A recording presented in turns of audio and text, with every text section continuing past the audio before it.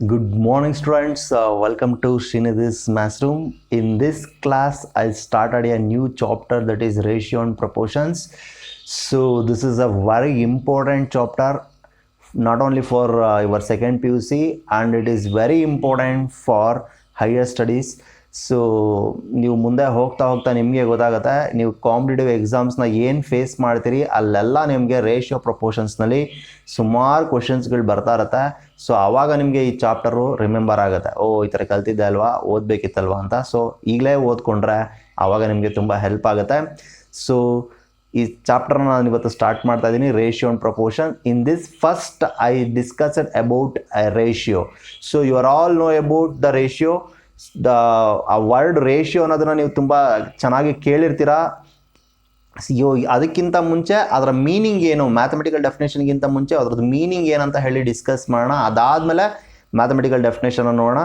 So ಈಗ ನಿಮ್ಮ ಹತ್ರ ಒಂದು 10 ಚಾಕ್ಲೇಟ್ಸ್ ಇದೆ ಅಂತ ಅಂದ್ಕೊಳ್ಳಿ. So you are having 10 chocolates.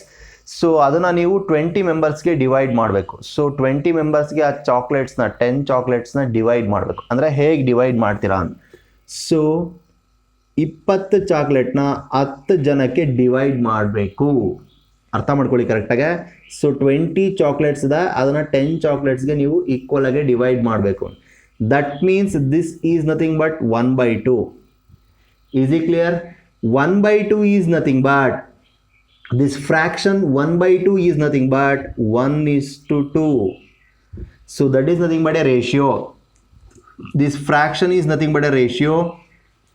So here one quantity is ಒಂದು ಕ್ವಾಂಟಿಟಿ ಇನ್ನೊಂದು ಕ್ವಾಂಟಿಟಿ ಒಳಗಡೆ ಸೇರ್ಕೊಂಡಿರುವಂಥದ್ದು.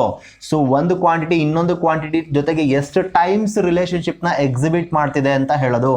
ಆ ರಿಲೇಷನ್ಶಿಪ್ನ ನಾವು ರೇಷಿಯೋ ಅಂತ ಹೇಳೋದು. ಇಲ್ಲೇನಾಯ್ತು ನೋಡಿ, ಅಬ್ಸರ್ವ್ ಕೇರ್ಫುಲಿ. ಒಂದು ಚಾಕ್ಲೇಟಲ್ಲಿ 2 ಮೆಂಬರ್ಸ್ಗೆ ನೀವು ಡಿವೈಡ್ ಮಾಡಿ ಅಂತ ಹೇಳಿ ಇದರ ಮೀನಿಂಗ್. 1/2 ಮೀನ್ಸ್ 1/2 ಅಂದರೆ ಈ ಫ್ರ್ಯಾಕ್ಷನ್ ಏನು ಬಂತು ನಮಗೆ 10/20. So that is nothing but 1/2. That fraction can be return as 1:2. 1:2 ಅಂದರೆ ಅರ್ಥ ಏನು? ಒಂದು ಚಾಕ್ಲೇಟ್ನ ಇಬ್ಬರಿಗೆ ಡಿವೈಡ್ ಮಾಡಿ ಅಂತ. ಹೌದು ತಾನೇ? ಕಾಮನ್ ಆಗಿ ಜನರಲ್ ಆಗಿ ಥಿಂಕ್ ಮಾಡಿ. ನಿಮ್ಮ ಹತ್ರ 10 ಚಾಕ್ಲೇಟ್ ಇದೆ, 20 ಜನಕ್ಕೆ ನೀವು ಡಿವೈಡ್ ಮಾಡ್ತೀರಾ ಅಂದರೆ ಒಂದೊಂದು ಚಾಕ್ಲೇಟ್ನ ಅರ್ಧ ಮಾಡಿ ಇಬ್ಬಿಬ್ರಿಗೆನೆ ಡಿವೈಡ್ ಮಾಡ್ತಾ ಹೋಗ್ತೀವಿ. ಗೊತ್ತಾಗ್ತಾ ಇದೆಯಾ? ಇಲ್ಲ ಸರ್ ನಾನು ಮುಕ್ಕಾಲು ಭಾಗ ತಿನ್ಕೊಂಡು ಕಾಲು ಭಾಗ ಕೊಡ್ತೀನಿ ಅಂತ ಹೇಳ್ಬಾರ್ದು. ಈಕ್ವಲ್ ಆಗಿ ಡಿವೈಡ್ ಮಾಡ್ತಿರೋದು ಇದು. ಸುಮ್ಮನೆ ಹೇಗೋ ಡಿವೈಡ್ ಮಾಡ್ತಿರೋದ್ರಲ್ಲ. ಸೊ ಈಕ್ವಲ್ ಆಗಿ ಡಿವೈಡ್ ಮಾಡಿದ್ರೆ 10 ಚಾಕ್ಲೇಟ್ನ 20 ಜನಕ್ಕೆ ಈಕ್ವಲ್ ಆಗಿ ಡಿವೈಡ್ ಮಾಡಿದ್ರೆ ನೀವು ಒಂದು ಚಾಕ್ಲೇಟ್ನ 2 ಮಾಡಿ ಅದರ ಅರ್ಧ ಮಾಡಿಕೊಂಡು ಅದನ್ನು ನೀವು ಎಲ್ಲರಿಗೂ ಡಿವೈಡ್ ಮಾಡ್ತೀರಾ. ಇದು ಅದೇ ಇಂಡಿಕೇಟ್ ಮಾಡೋದು ಆಫ್ ಅಂತ. 1/2 ನಥಿಂಗ್ ಬಟ್ ಆನ್ ಆಫ್ ಅಂದರೆ ಒಂದು ಚಾಕ್ಲೇಟ್ನ ಅರ್ಧ ಮಾಡ್ಕೋತೀರಾ.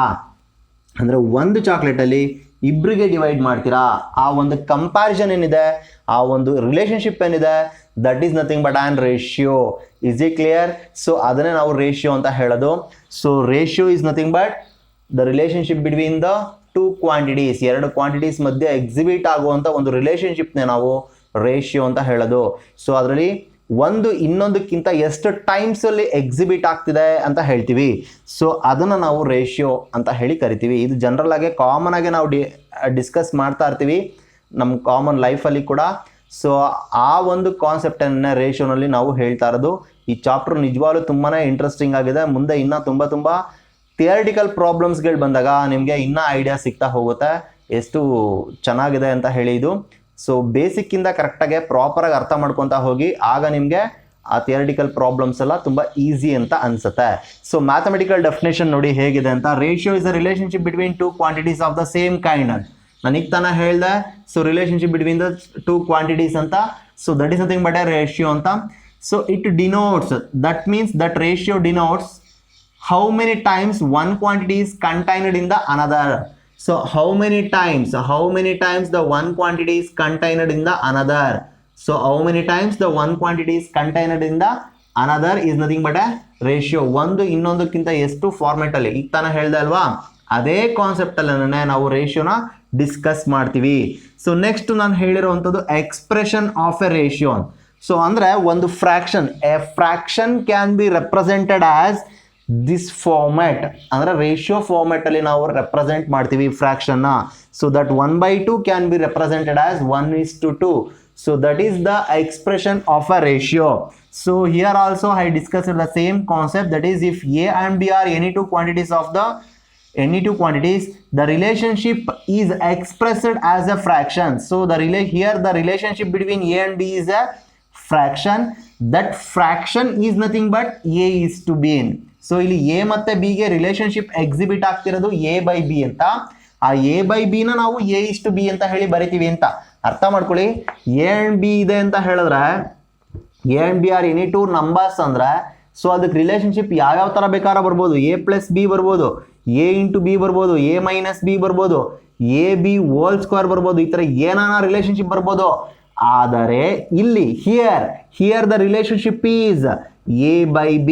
Is it clear? So if the relationship between A and B is A by B, then that can be written as A is to B. So the ratio is nothing but a fraction. That fraction is nothing but a ratio anta. So next ಈ A by B format ನಲ್ಲಿ ಏನು ನಾನು fraction ನ ಬರ್ದಿದ್ದೀನಿ.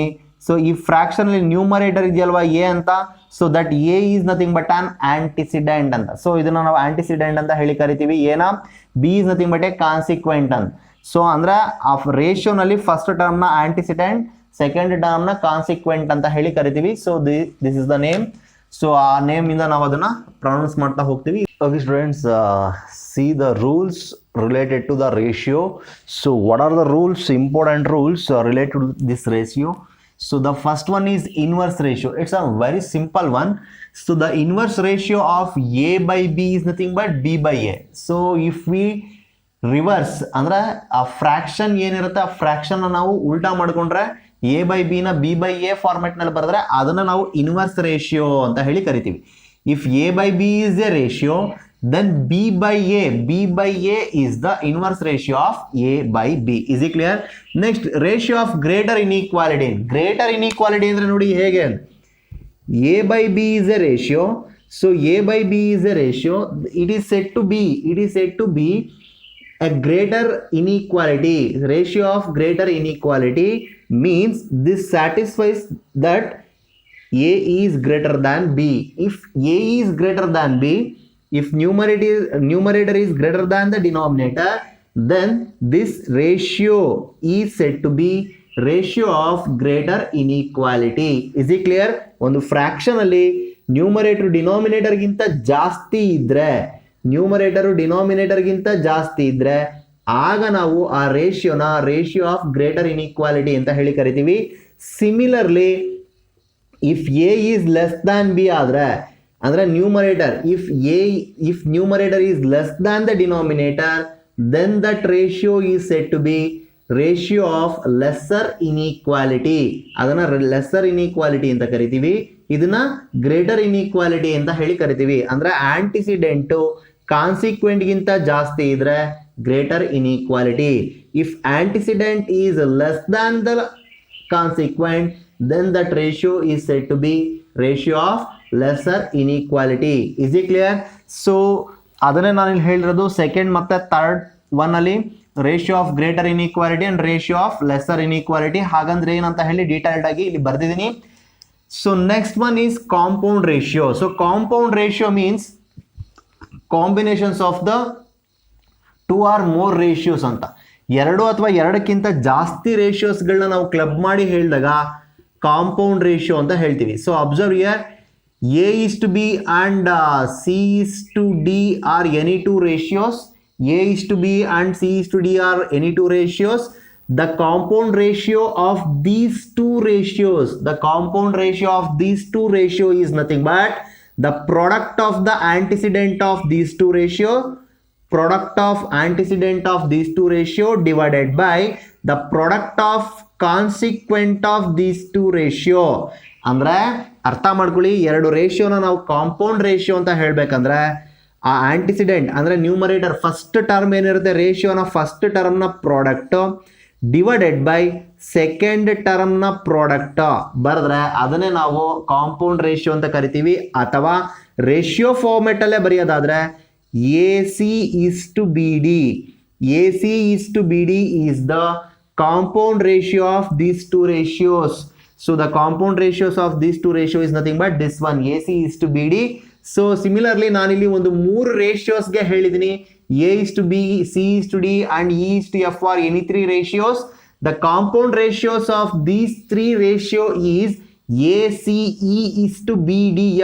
ACE, the product of first terms of these 3 ratios is to the product of second terms of those 3 ratios. ಆ 3 ರೇಷಿಯೋಗಳ ಮೊದಲನೇ ಟರ್ಮ್ನ product ಇಷ್ಟು ಎರಡನೇ ಟರ್ಮ್ಸ್ನ product, that is the compound ratio. ಅದನ್ನು ಫ್ರಾಕ್ಷನ್ ಫಾರ್ಮೆಟ್ನಲ್ಲಿ ಹೇಳೋದಾದ್ರೆ product of all first terms of ratios divided by product of all second terms of ratio. ಅದನ್ನೇ ನಾನು ವರ್ಡಿಂಗ್ಸ್ನಲ್ಲಿ ಹೇಳಿದ್ದೀನಿ.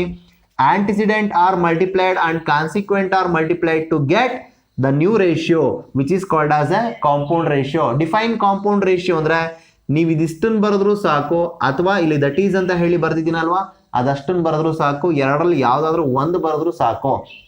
ನೋಟ್ಸ್ನ ನನಗೆ ಹೇಗೆ ಬೋರ್ಡ್ ಮೇಲೆ ಬರ್ದಿದ್ದೀನಿ ಅದೇ ಫಾರ್ಮೆಟಲ್ಲೇ ನೀವು ನೋಟ್ಸ್ನ ಫಾಲೋ ಅಪ್ ಮಾಡ್ತಾ ಹೋಗಿ. ಸೊ ಇನ್ನೂ ಒಂದಷ್ಟು ರೂಲ್ಸ್ ಇದೆ. ಆ ರೂಲ್ಸ್ಗಳು ಏನೋ, ಆ ರೇಷಿಯೋಗೆ ಸಂಬಂಧಪಟ್ಟಂಥ ಒಂದಷ್ಟು ರೂಲ್ಸ್ ಏನು ಫಾರ್ಮೆಟ್ನಲ್ಲಿ ಬರುತ್ತೆ ಅದು ನೆಕ್ಸ್ಟ್ ಇದರ ಮೇಲಿನ ಪ್ರಾಬ್ಲಮ್ಸ್ನ ನಾನು ನೆಕ್ಸ್ಟ್ ಕ್ಲಾಸ್ನಲ್ಲಿ ಡಿಸ್ಕಸ್ ಮಾಡ್ತೀನಿ. ಅರ್ಥ ಆಯ್ತಾ ನಾ ಹೇಳಿದ್ದು? So thank you for watching. Thank you one and all.